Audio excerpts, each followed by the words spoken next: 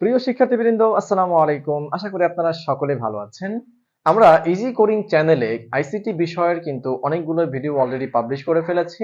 আপনারা আশা করি সেগুলো দেখে নিয়েছেন। আজকের এই পর্বে আমরা আলোচনা করব কিভাবে হেক্সাডেসিমাল থেকে দশমিকে রূপান্তর করতে হয়। তাহলে আমি চলে গেলাম হোয়াইট বোর্ডে।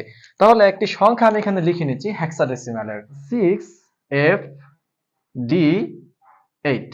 এটি সংখ্যা এখানে লিখে ফেললাম, সেটা হচ্ছে কিসের? হেক্সাডেসিমাল। ইকুয়াল টু কিসে রূপান্তর করব? আমি এটাকে দশমিকে রূপান্তর করব।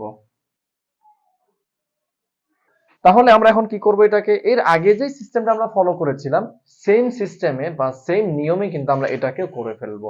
তাহলে কি করতে পারি? অবশ্যই সংখ্যাগুলোকে আমি নিচে লিখে ফেলবো, লিখে আমি এই সংখ্যা দ্বারা এগুলোকে গুণ করে ফেলবো। আচ্ছা, তাহলে আমি এখানে ইকুয়াল দিয়ে লিখে নিচ্ছি 6 ইন্টু এই বেস দ্বারা গুণ হবে, তাহলে 16 দ্বারা গুণ হচ্ছে, প্রতিটার সাথে কি হবে? প্লাস হয়ে যাবে। এখন এখানে এফ দিব, এখানে এফ দিলে কিন্তু কাজ হবে না। তার মানে আমার এফ এর মান কত? আমার এফ এর মান হচ্ছে 15, তাই না? তাহলে 15 ইন্টু 16, তারপর প্লাস হবে, তারপর হবে ডি। আমার ডি এর মান কত? আমার ডি এর মান হচ্ছে 13, তাই না? তাহলে 13 ইন্টু কত হবে? 16, প্লাস হবে কত? 8। তাহলে এখানে লিখতে পারি 8 ইন্টু 16। ঠিক আছে? আচ্ছা, তাহলে আমরা লাইনটিকে লিখে নিলাম। এখন আমরা কি করব? অবশ্যই আমাদেরকে একটি পাওয়ার বসাতে হবে। তাহলে পাওয়ারটি কোথায় বসাবো?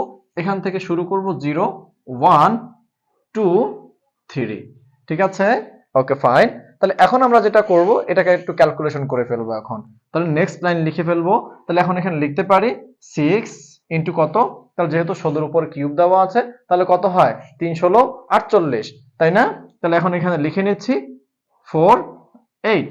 ওকে, প্লাস এখানে হবে 15 ইন্টু কত? 16 দুগুণে 32। ওকে, এখানে প্লাস হবে, এখানে হবে কত? 13 ইন্টু 16 হবে। তাহলে এখানে আমি লিখে নিচ্ছি 13 ইন্টু 16। এখানে হবে প্লাস সাইন দিয়ে নিলাম 8 ইন্টু 1। কারণ আমরা জানি যে কোনো সংখ্যার উপরে যদি পাওয়ার 0 থাকে তাহলে কি হবে? আমার ওটা 1 হয়ে যাবে। তাহলে আমরা কি করব? এগুলোকে যোগ করে ফেলবো। তাহলে কিভাবে যোগ করতে পারি? সরি, আগে এগুলো গুণ করতে হবে, তারপর যোগ করব। ঠিক আছে? তাহলে এগুলো একটু গুণ করে নিচ্ছি। তাহলে 6 ইন্টু 48 গুণ করলে কত হয়? গুণ করলে হয় 288। ঠিক আছে? তারপর প্লাস সাইন দিয়ে নিচ্ছি। এখানে কত হবে? 15 ইন্টু 32, এখানে হবে 480। আপনারা এগুলো হিসাব করে নেবেন ক্যালকুলেটরে। ওকে, তারপর প্লাস সাইন দিয়ে নিচ্ছি। এখানে কত হবে?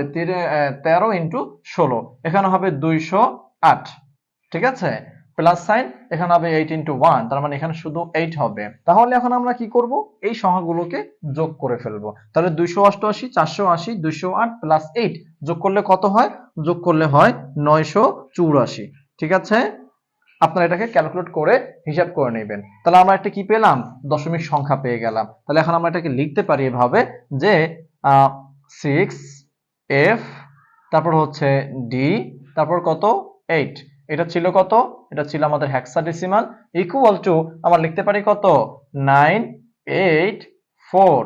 এটা হচ্ছে আমাদের দশমিক। তাহলে এখন বলতে পারি এটাই হচ্ছে আমাদের অ্যান্সার। ঠিক আছে? তাহলে দেখেন, আমরা তিনটি অঙ্কের জন্য বা তিনটি পদ্ধতির জন্য কিন্তু একই নিয়মে আমরা এই তিনটি সমাধান করে ফেললাম। ঠিক আছে? আশা করি আপনারা বুঝতে পেরেছেন। আজকে এই পর্যন্তই থাকবে। আল্লাহ হাফেজ, আসসালামু আলাইকুম।